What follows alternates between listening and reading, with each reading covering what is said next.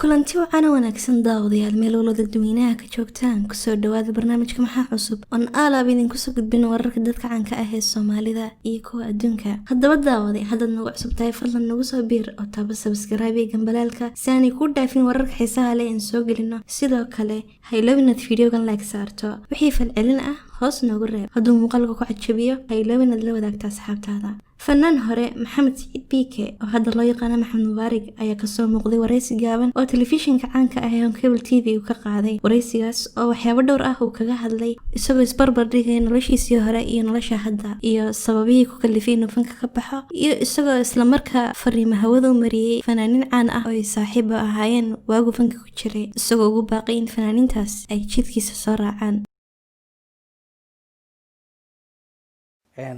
cidina iguma dhiirigelin oo laakiin family-ga hooyo iyo baan aad u nacbaa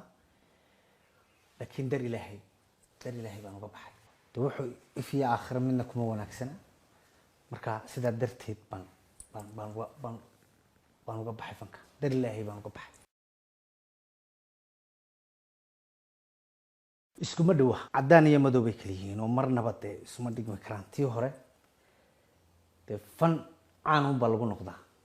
لكن دقالة لقى ما هلو في آخر منا كم فينا هرمر كيسة وفنك الصومالي ولا بأساسه إن مرمر بني هذا مركز يابيه قدام بيسي أبونا نادو على هولي هذا صديق برمت بروح يدي بي قولي أنتوا يجي تدعو ما ساعة وتبدأنا هسانا نقابي marka waxay ahayd la'aantii lama jireeno la'aantii lama liqeeno libdada iyo meerayaasha lix maalmoodkii ku taago liisaankaygana afbarayo awoodaad iyo laxadka waxaan ka arkaa la yaabka cadkiyo lafaha jirkayga dhammaan waxyaha ludayda naftaydana waa la ciife rabbow laabtayda daafac libaantana igu hanuuni ladnaantana ha igu hoojin qalbigu leecleec ma waayo iimaan ling wuxuu rabaa shaydaankuna wuu lulaa loolina wuu igu wadaa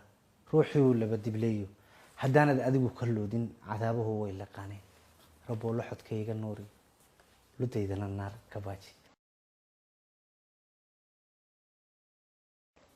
raxmaanka alle rasiqa bixiya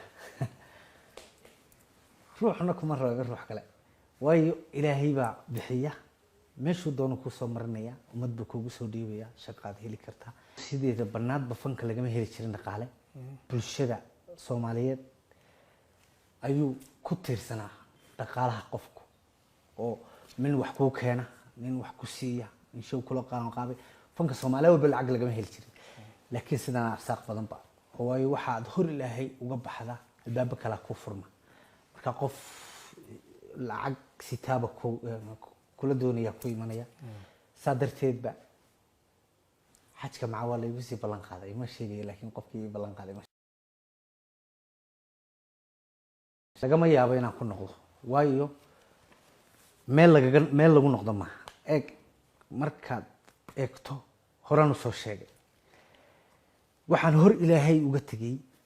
oo aan ilaahay soo dhiibina karaamadayda ku lumin maayo saarkii markii hore igu jireen daweyga baay marka dadka caynkaana ma ihe go'aankaygu waa mid dad badan baan oran lahaa horta qofka xagga ka shidan ba xaggana ka shidnay gabdho badan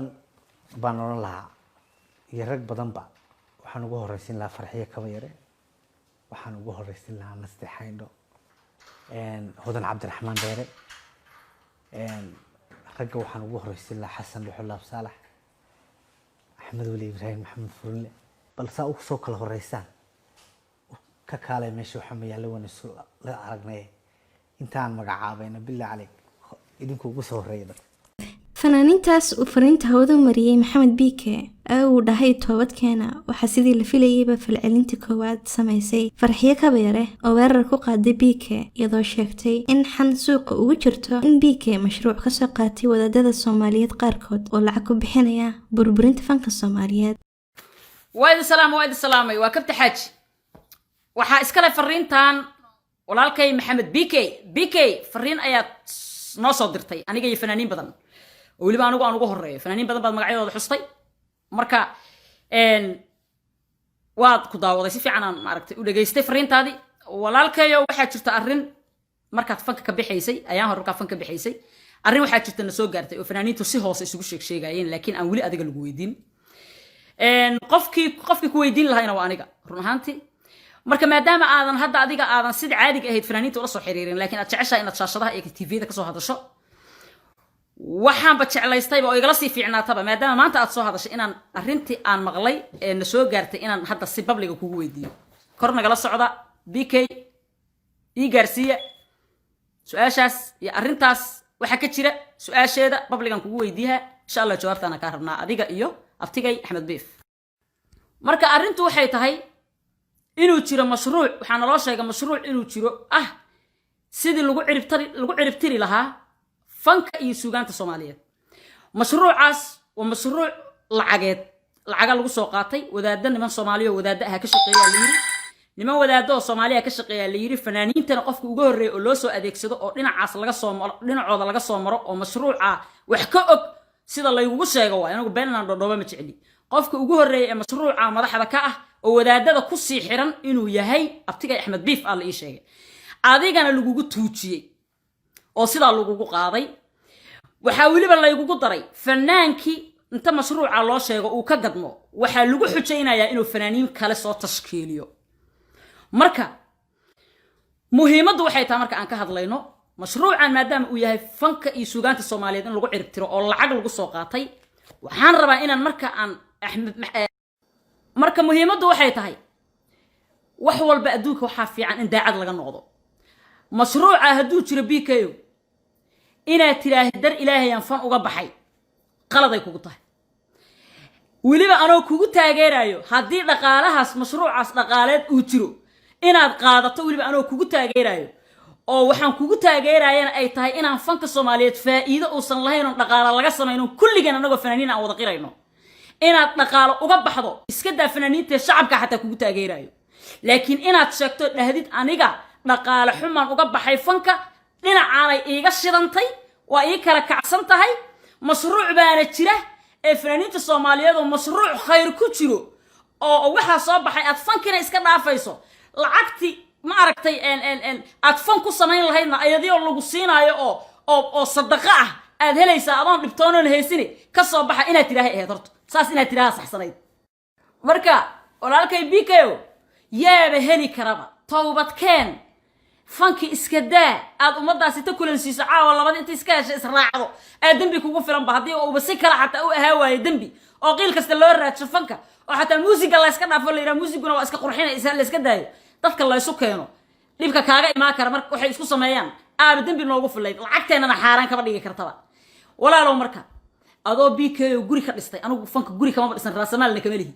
adoo guri ka dhistay waxa aad uga maarantay baase iyo qaadashadeeda waaye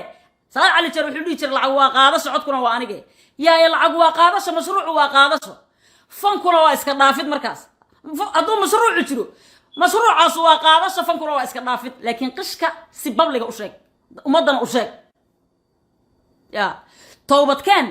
widabaaso cidda diidaysa anigu inay jirto uma malaynaayaba fanaaniinta soomaalida dhan waa wada qaxanqax horay ka qaadayan horay ka dafayan horay just like that marka walaalkayo haddiise uusan mashruuc jirin bal arkayaa waxaa la yidhi maxaa la dhihi jiray waadha iyo hebelow maxaa kulansiiyey waa mahmaadaas waaweynka waaye ii saxa ciddi taqaanaa ii saxda adigu waxaa kulmiyey hebel iyo walba hebel maxaa kulmiyey bko mashruuca inuu jiro waxaa anigu uga sii shakiyey oo aan ku sii aaminay xoogaay calashaan tashkiilintaada saa'id waaye axmed biifaaba roon oo soo daahdahayba oo dhowr sano ceelasha biyaha ku xaraysnaa oo wax barahayaba oo maanta labadoo xadiis noo sheegi karo adigu adoo xabad aayad qur'aan aan ii sheegi karin aad maanta dhan waxay ku celceliyay fanki hoog buu ahaa ee soo baxay ilaa shaqo lagaa rabaa waa lagu soo xujeeyey saan dareemayo mashruucaaba beginninkii waa idiin sheegay mashruuca qaadashadiisaaba waxay tahay haddaad lacag rabto fanaaniinta soo tashkiili fanaaniinta soo dub laakiin inaad qarsato ma aha annagoo kula ogaad noo sheegi laheyd lacagaa jirto soo yaaca leeno dhihi laheyd markaas lagulama yaabeen moogta waxaana ugu dambeeyay fanaaniinta fanka ka baxay ee caanka ah inta la ogyahay qaaliladan oo ku dhawaaqday shalay toole inay fanka ka baxday codtayna in dhammaan heesaheedii baraha bulshada ku jiray laga saaro. haddaad nagu cusub tahay nagu soo biir oo subscribe iyo gambaleelka taabo si aanay ku dhaafin muuqaaladan soo gelino. sidoo kale nagaga xidhno bugagan ku leenahay baraha bulshada gaar ahaan Facebookga, Instagramka iyo Snapchatka.